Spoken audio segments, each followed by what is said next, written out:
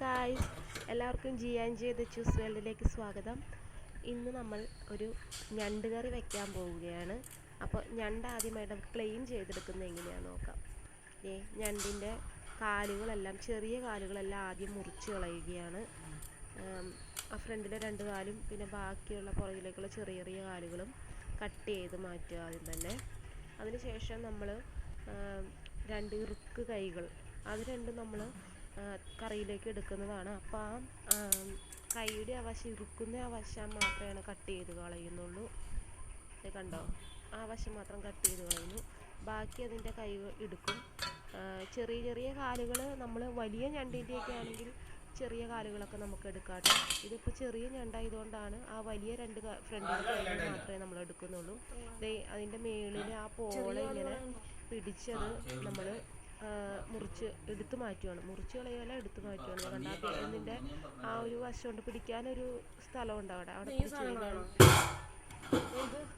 കണ്ടോ. അപ്പോൾ അതിൻ്റെ വേണ്ടാത്ത വശങ്ങളെല്ലാം നമ്മൾ, അതിൻ്റെ അകത്തുള്ള ചീത്ത വശങ്ങളെല്ലാം നമ്മൾ മാറ്റിയാണ്, പോളയും മാറ്റി കളയുകയാണ്. അതിൻ്റെ അകത്ത് ഇരിക്കുന്ന ചെറിയ ആ സാധനം നല്ലതാണ്. അകത്തിരിക്കുന്നത് പൊന്നുന്ന് അങ്ങനെ എന്താണ് പറയുന്നത് അതിന്. പിന്നെ അതിന് വേണ്ടാത്ത സ്ഥലമാണെങ്കിൽ പൂ പോലെ ഇരിക്കുന്ന വശവും നമ്മളത് പറിച്ച് കളയണം. അത് കറിയിൽ നമ്മൾ ഉപയോഗിക്കില്ല. അപ്പോൾ അതും നമ്മൾ മാറ്റേണ്ട വശമാണ് അതിൽ. അപ്പം അതും ക്ലീൻ ആക്കും. അങ്ങനെ അത്രയും വശം നല്ലതാണ്. വലിയ ഞണ്ടൊക്കെ നമുക്കിത് മുറിച്ച് ഇടാം. പക്ഷെ ഇത് വലുതല്ല, ചെറിയ ഞണ്ടായതുകൊണ്ട് ഇതേപോലെ തന്നെ ഡയറക്റ്റ് നമ്മൾ കറിയിൽ ഉപയോഗിക്കുകയാണ്. അതുപോലെ തന്നെ ബാക്കിയുള്ള ഞണ്ടുകൾ നമ്മൾ ക്ലീനാക്കി എടുക്കുകയാണ്.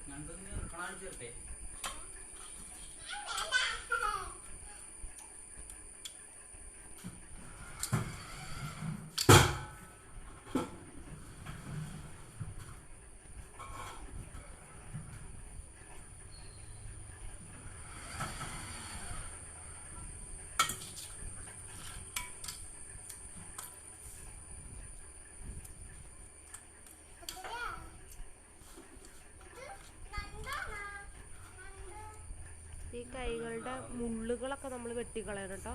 ചിലതിൽ മുള്ളുകൾ ഇങ്ങനെ ഭയങ്കര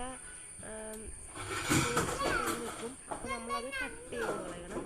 അല്ലെങ്കിൽ നമ്മൾ കഴിക്കുമ്പോൾ ഞണ്ടിൻ്റെ പോളയൊന്നും ശരിക്കും കളയുന്നില്ലല്ലോ. ഇത് ഡയറക്റ്റ് നമ്മൾ കറിയിൽ നമ്മൾ അതിന് പൊളിച്ചെടുക്കാനാണ് കഴിക്കുന്നത്. അപ്പോൾ ഇത് ചിലപ്പോൾ നമ്മൾ വായിൽ കഴിക്കുന്ന സമയത്ത് ചിലപ്പോൾ നമ്മുടെ വായിൽ മുറിയാനുള്ളൊരു സാധ്യത കൂടുതലാണ്.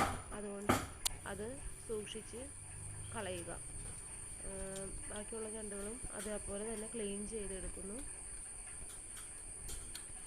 അപ്പോൾ ഇതിന് ശേഷം നമ്മൾ നല്ല കല്ലുപ്പ് ഉപയോഗിച്ച് ഇത് നന്നായിട്ട് തേച്ച് കഴുകിയെടുക്കണം.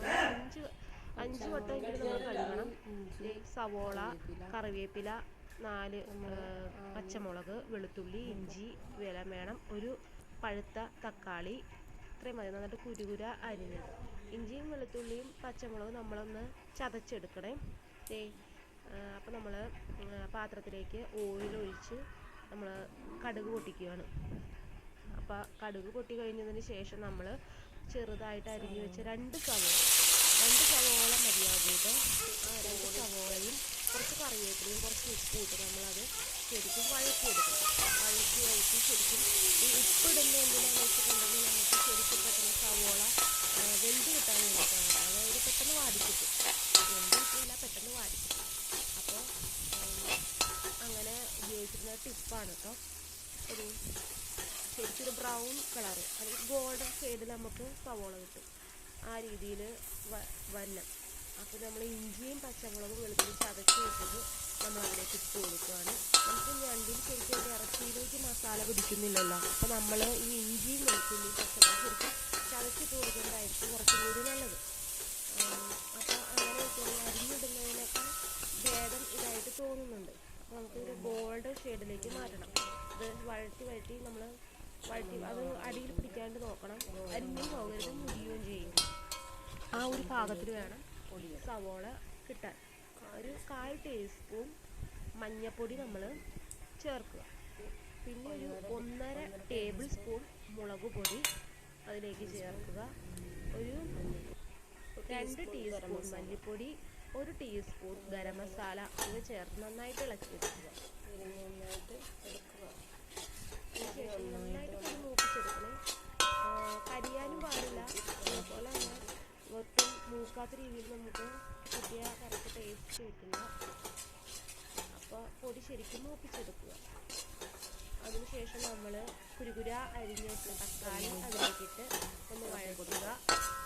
വഴറ്റി നമ്മൾ തക്കാളി ഒരുപാട് അങ്ങോട്ട് ഇതാക്കി കളയണ്ട, പേസ്റ്റ് പോലെ ആക്കണ്ട. വഴറ്റി എടുത്താൽ മതി. ഫസ്റ്റ് നമ്മൾ 5 മിനിറ്റ് നമ്മൾ അടപ്പ് വെച്ച് മൂടി ഒന്ന് ആവി കയറ്റി അതൊന്ന് ഇതായി വരും. അപ്പത്തിന് ആ തക്കാളി ഭാഗം ആകും ഏകദേശം. അപ്പോൾ നമ്മളത് വീണ്ടും ഒന്ന് വഴറ്റി കൊടുക്കുക. അതിന് ശേഷമാണ് നമ്മുടെ 5 തവണയെങ്കിലും നമ്മുടെ ഞണ്ട് കഴുകണം കേട്ടോ, ഏറ്റവും കുറഞ്ഞത്. അപ്പോൾ നല്ല കല്ലുപ്പ് ഉപയോഗിച്ചാണ് തേച്ച് കഴുകിയെടുത്തത്. അത് നല്ല ക്ലീനായിട്ട് കഴുകിയെടുത്ത ഞണ്ട് നമ്മൾ അതിലേക്ക് ഇടുകയാണ്. ആ അരപ്പിലേക്ക് നമ്മൾ ചേർത്ത് നമ്മൾ നന്നായി ഇളക്കിയെടുക്കണം. മസാലയെല്ലാം ആ ഞണ്ടിൻ്റെ ഇറച്ചിയിൽ പറ്റുന്ന രീതിയിൽ വേണം നമ്മൾ ഇളക്കിയെടുക്കാൻ. അതിനുശേഷം നമ്മൾ ഒരു പാത്രം വെച്ച് ഒന്ന് മൂടി ഒന്ന് ആവി കയറ്റി എടുക്കുക. അപ്പോൾ നമുക്ക് കാണാം, ഇതേ കണ്ടോ, അതിലെ വെള്ളമൊക്കെ അതിലിറങ്ങിയിട്ടുണ്ട്. ഞണ്ടിൻ്റെ അകത്തെ വെള്ളമൊക്കെ അരപ്പിലേക്ക് ഇറങ്ങിയിട്ടുണ്ട്. അപ്പോൾ ഇതേ കണ്ടോ, എന്നിട്ടൊന്ന് നമ്മൾ ഇളക്കിയെടുക്കുക. അപ്പോൾ നമുക്ക് റോസ്റ്റ് ആയിട്ട് എടുക്കണമെങ്കിൽ നമ്മളിതിൽ വേറെ വെള്ളമൊന്നും ചേർക്കണ്ട. നമ്മളിങ്ങനെ തന്നെ ശരിക്കും വഴറ്റി അതെടുത്താൽ മതി. ഇപ്പോൾ നമുക്ക് കറിയായിട്ടാണ് ആവശ്യം, അതുകൊണ്ട് നമ്മളൊരു കപ്പ് വെള്ളം അതിലേക്ക് ചേർക്കുന്നു. അപ്പോൾ വെള്ളം ചേർത്ത് നന്നായി ഇളക്കിയെടുക്കുക. അതിനുശേഷം വേറെ ഒന്നുമില്ല, കുറച്ച് നമുക്ക് ഉപ്പ് പാകമാണോ എന്ന് നോക്കുക. പിന്നെ ഒരു പ്രധാനപ്പെട്ട കാര്യം, ഇതിൽ 2 കഷ്ണം കുടംപുളി ചേർക്കുന്നത് വളരെ നല്ലതായിരിക്കും. കുറച്ച് 2 കഷ്ണം വേണ്ടാത്തവരൊരു ചെറിയ കഷ്ണം ഇട്ടാലും മതി. ചെറിയൊരു കുടംപുളിയുടെ ഒരു ഫ്ലേവർ ഉള്ളത് ടേസ്റ്റ് നമുക്ക് നല്ലതാണ് കറിക്ക്. അപ്പോൾ അതുകൊണ്ട് നമ്മൾ ശരിക്കും തിളപ്പിച്ച് എടുക്കുക. കറി വെന്ത് കഴിയുമ്പോൾ നല്ല സൂപ്പർ ഞണ്ട് കറിയായി. ഇത് നമുക്ക് ചോറിൻ്റെ കൂടെ കഴിക്കാൻ ബെസ്റ്റാണ്. അപ്പത്തിൻ്റെ കൂടെ, ചോറിൻ്റെ കൂടെ എല്ലാം നമുക്ക് സൂപ്പറായിട്ട് കഴിക്കാം. അപ്പോൾ താങ്ക് യു. എല്ലാവരും ചാനൽ സബ്സ്ക്രൈബ് ചെയ്യണേ, ലൈക്ക് ചെയ്യണേ.